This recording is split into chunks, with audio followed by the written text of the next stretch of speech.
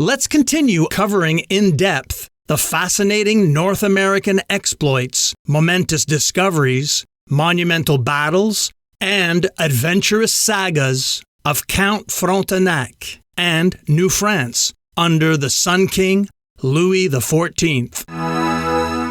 Frontenac at Quebec, 1672 to 1675. Frontenac's wife had no thought of following him across the sea. A more congenial life awaited her at home. She had long had a friend of a humbler station than herself, Mademoiselle d'Outrelaise, daughter of an obscure gentleman of Poitou, an amiable and accomplished person who became through life her constant companion. The extensive building called the Arsenal, formerly the residence of Sully, the minister of Henry IV, contained suites of apartments which were granted to persons who had influence enough to obtain them. The Duc de Lude, Grand Master of Artillery, had them at his disposal, and gave one of them to Madame de Frontenac. Here she made her abode with her friend, and here at last she died at the age of 75. The annalist Saint-Simon, who knew the court and all belonging to it better than any other man of his time, says of her, "She had been beautiful and gay, and was always in the best society, where she was greatly in request. Like her husband, she had little property and abundant wit." She and Mademoiselle d'Outrelaise, whom she took to live with her, gave the tone to the best company of Paris and the court, though they never went thither. They were called les divines. In fact, they demanded incense like goddesses, and it was lavished upon them all their lives. Mademoiselle d'Outrelaise died long before the Countess, who retained in old age the rare social gifts which to the last made her apartments a resort of the highest society of that brilliant epoch. It was in her power to be very useful to her absent husband, who often needed her support, and who seems to have often received it.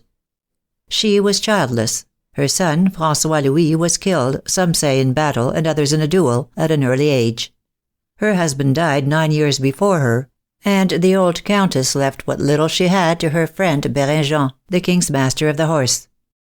Frontenac was 52 years old when he landed at Quebec, and set himself to his work with the elastic vigor of youth. His first step was to survey his government. He then applied himself to giving a municipal government to Quebec after the model of some of the cities of France. In place of the syndic, an official supposed to represent the interests of the citizens, he ordered the public election of 3 aldermen, of whom the senior should act as a mayor. One of the number was to go out of office every year, his place being filled by a new election, and the governor, as representing the king, reserved the right of confirmation or rejection. He then, in concert with the chief inhabitants, proceeded to frame a body of regulations for the government of a town destined, as he again and again declares, to become the capital of a mighty empire, and he farther ordained that the people should hold a meeting every 6 months to discuss questions involving the welfare of the colony. The boldness of these measures will scarcely be appreciated at the present day. The intendant Talon declined on pretense of a slight illness to be present at the meeting of the estates. He knew too well the temper of the king, whose constant policy it was to destroy or paralyze every institution or custom that stood in the way of his autocracy. The dispatches in which Frontenac announced to his masters what he had done received in due time their answer.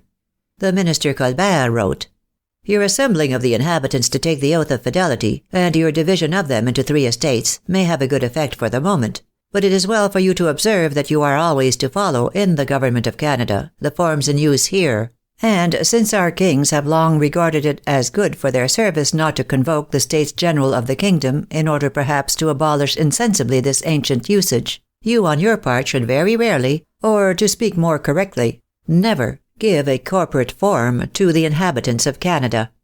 You should even, as the colony strengthens, suppress gradually the office of the syndic who presents petitions in the name of the inhabitants, for it is well that each should speak for himself and no one for all.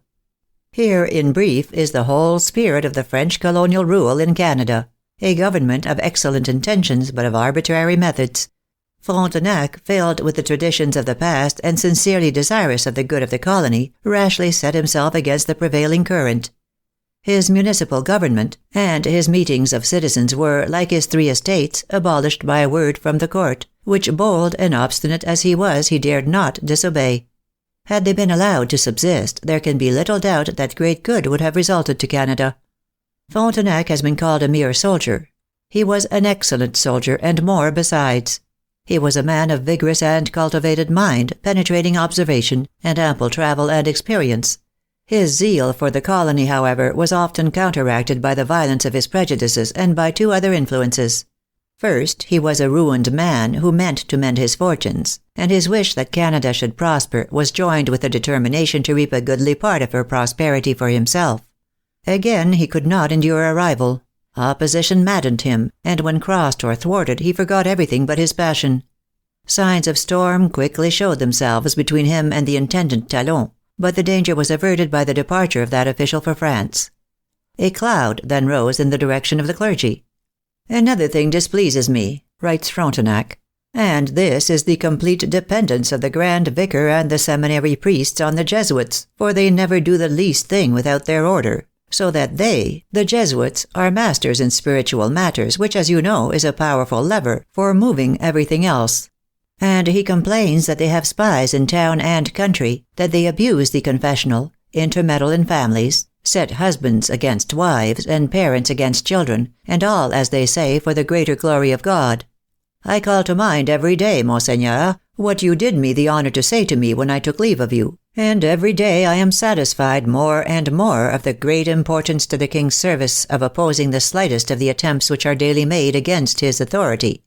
He goes on to denounce a certain sermon preached by a Jesuit, to the great scandal of loyal subjects, wherein the father declared that the king had exceeded his powers in licensing the trade in brandy when the bishop had decided it to be a sin, together with other remarks of a seditious nature. "I was tempted several times," pursues Frontenac, "to leave the church with my guards and interrupt the sermon. But I contented myself with telling the Grand Vicar and the Superior of the Jesuits, after it was over, that I was very much surprised at what I had heard, and demanded justice at their hands. They greatly blamed the preacher and disavowed him, attributing his language, after their custom, to an excess of zeal, and making many apologies with which I pretended to be satisfied, though I told them, nevertheless, that their excuses would not pass current with me another time, and if the thing happened again, I would put the preacher in a place where he would learn how to speak. Since then they have been a little more careful, though not enough to prevent one from always seeing their intention to persuade the people that, even in secular matters, their authority ought to be respected above any other. As there are many persons here who have no more brains than they need, and who are attached to them by ties of interest or otherwise, it is necessary to have an eye to these matters in this country more than anywhere else." The churchmen on their part were not idle. The bishop, who was then in France, contrived by some means to acquaint himself with the contents of the private dispatches sent by Colbert in reply to the letters of Frontenac. He wrote to another ecclesiastic to communicate what he had learned, at the same time enjoining great caution. "Since, while it is well to acquire all necessary information and to act upon it, it is of the greatest importance to keep secret our possession of such knowledge." The king and the minister, in their instructions to Frontenac, had dwelt with great emphasis on the expediency of civilizing the Indians, teaching them the French language, and amalgamating them with the colonists. Frontenac, ignorant as yet of Indian nature and unacquainted with the difficulties of the case, entered into these views with great heartiness. He exercised from the first an extraordinary influence over all the Indians with whom he came in contact, and he persuaded the most savage and refractory of them, the Iroquois, to place 8 of their children in his hands. 4 of these were girls and 4 were boys.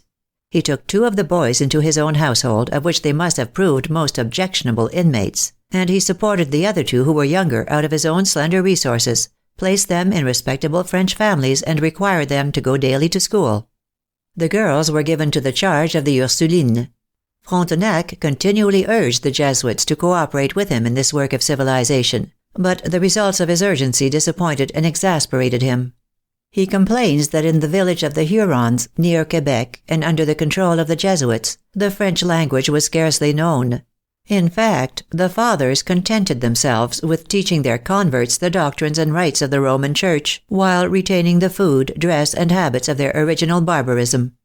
In defense of the missionaries, it should be said that, when brought in contact with the French, the Indians usually caught the vices of civilization without its virtues, but Frontenac made no allowances. "The Jesuits," he writes, "will not civilize the Indians because they wish to keep them in perpetual wardship. They think more of beaver skins than of souls, and their missions are pure mockeries." At the same time he assures the minister that, when he is obliged to correct them, he does so with the utmost gentleness. In spite of this somewhat doubtful urbanity, it seems clear that a storm was brewing. and it was fortunate for the peace of the Canadian Church that the attention of the truculent governor was drawn to other quarters.